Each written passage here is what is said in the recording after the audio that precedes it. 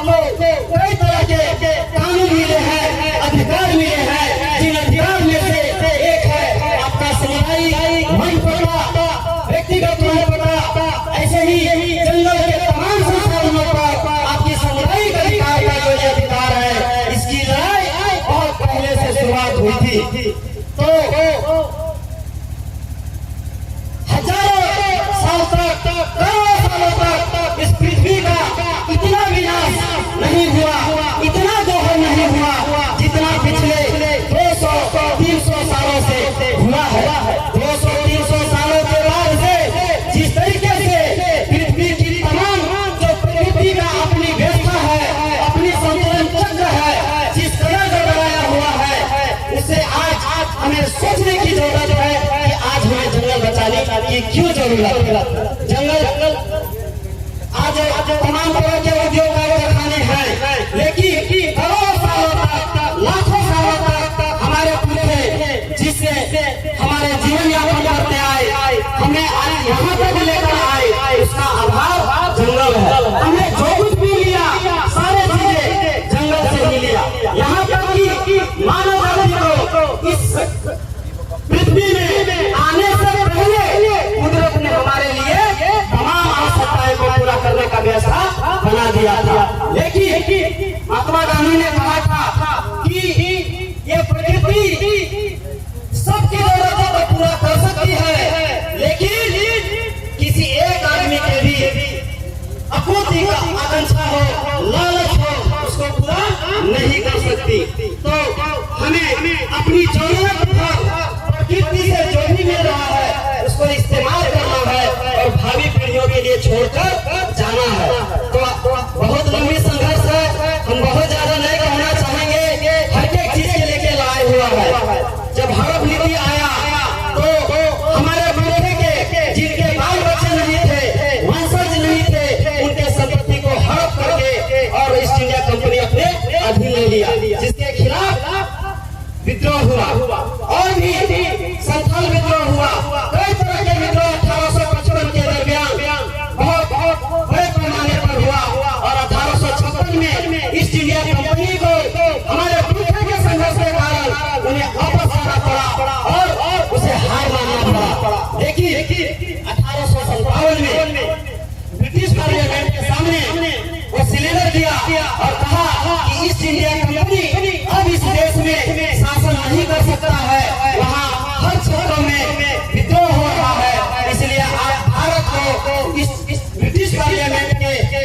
उपनिवेश के रूप में लीजिए और आप अपनी सेना को भेजिए, तभी हम आपके राज के बैनर तले हम व्यापार कर सकते हैं, वरना नहीं कर सकते हैं। और तब हमारे यहाँ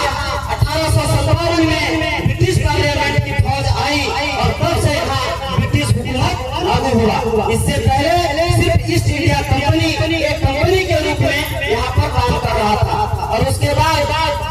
तमाम तरह के जब सरकार बना तो यहाँ के लोगों के जीवन शैली, रहन सहन, धार्मिक व्यवस्था, संस्कृति, तमाम चीजों के लेके जब अध्ययन होने लगा तब वो लोग हम लोग के बारे में कुछ समझने का प्रयास किए और थोड़ी बहुत कुछ जो अधिकार मिले हैं वो अधिकार आज हमें तमाम तरह के कानूनों के रूप से उपलब्ध है। तो इसकी तो बहुत लंबी श्रृंखला है, हम उस पर बहुत ज्यादा बात नहीं करना चाहेंगे, लेकिन बस इतना कहेंगे कि आज के समय में हमें जब सोचा था कि नहीं हमें अपन जमीन कंपनी के नहीं देगा तो हमें मुआवजा मिल जाता है, नौकरी मिल जाता है और हमारा बहुत विकास हो जाता है। नहीं तो अगर ये बात सच रहता है आज झारखंड में करोड़ों आदमी विस्थापित हो गए, 15 लाख एकड़ से ज्यादा जमीन ले लिए गए, लेकिन क्या आज झारखंड के आदमी के विकास हो गए?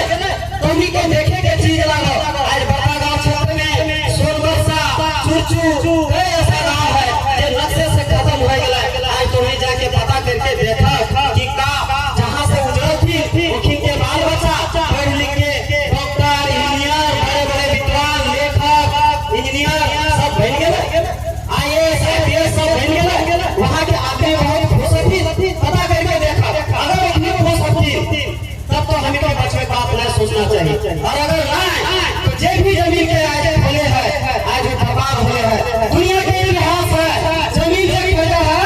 तो सारा करोड़पति अरबपति बनने के लिए है, लेकिन जे जमीन के बेचा है इस धरती का भी शराब है,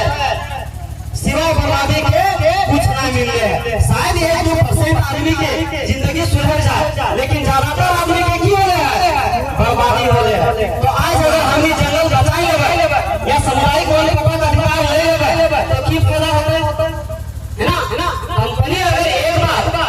अधिग्रहण कर ले है तो एक जनरेशन एक पीढ़ी के लिए कहीं मैंने कुछ सुधार हो सकता है, लेकिन ये जमीन का एक पीढ़ी समय के पेट भर लेगी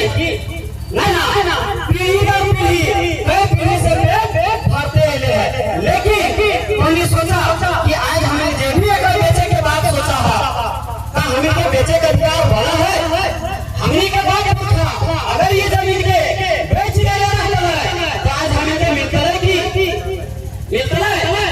आज हमें का पास जमीन हो सही बोला तोड़ी चाची साहब दीदी साहब बोली अगर जमीन में हिस्सा ले रहा चला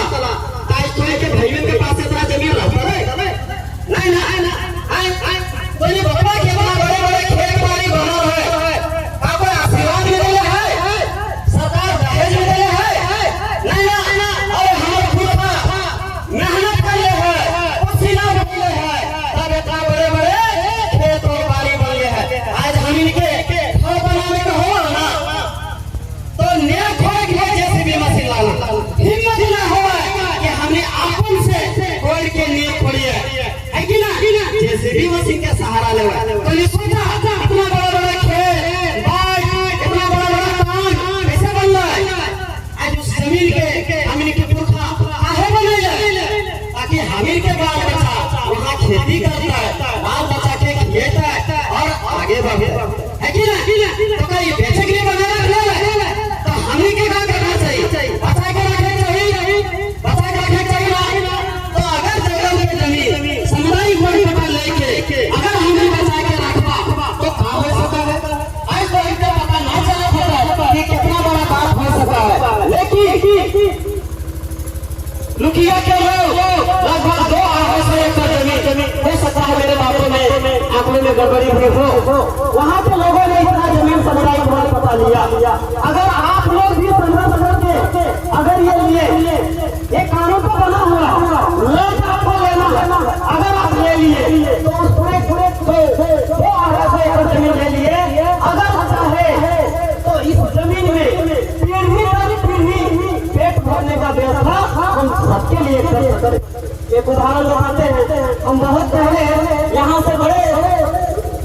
मात्रा में युवाओं को हम बेंगाबाद गिरडी लेकर गए थे। गिरडी में आदिवासी महिलाएं, संथाल महिलाएं सबके अपना बगान है, इतना जितना बड़ा सरना है ना उतना बड़ा एक आदमी के बगान है, और वहाँ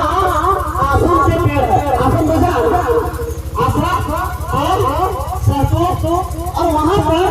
के आदमी कोकुल पैदा कराते और ये 2 से 3 महीने की फसल है, 21 दिन में तैयार हो रहा है, 2 से 3 महीना में पूरा ऊपर ये कमाई है वो हो जाए। हमने जिस महिला के यहाँ गेले लिए वो विधवा हो, और 3 महीना के फसल में जब वहाँ ट्रेनिंग दिए लिए और जब उसका पुरस्कार दिया गया कि गिरिडीह जिला में सबसे ज्यादा कमाई कितना होला तो वो विधवा औरत कितना है जमीन रहा लिए 1,25,000 रुपया के चेक मिलेगा। कितना 1,25,000 साल में 3 बार हुआ है, तो इन्हें सोच के देखा 3,75,000 यानी 12 से भाग के बाद 1 महीना के कितना होगा है ना, 30-40,000 महीना होगा। तो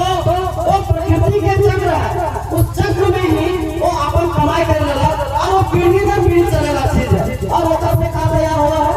रेशम के कपड़ा, और रेशम के कपड़ा रेशम के साड़ी ये सुना था ना, रेशम के साड़ी लेके बहुत महंगा विदेश में मांग है ना। तो अगर हमें सोच लगा कि 50 एकड़ में अगर हम वो पेड़ सरकार की योजना है रेशम विभाग के अगर वो लगा देगा ना तो हर घर से एक रोजगार पैदा हो जाता, जंगल भी बचता, पर्यावरण संतुलन भी बना रहता है, और तुम्हें के घर में अरे खाना एक बार नौकरी मिलता ना, लेकिन ये पीढ़ी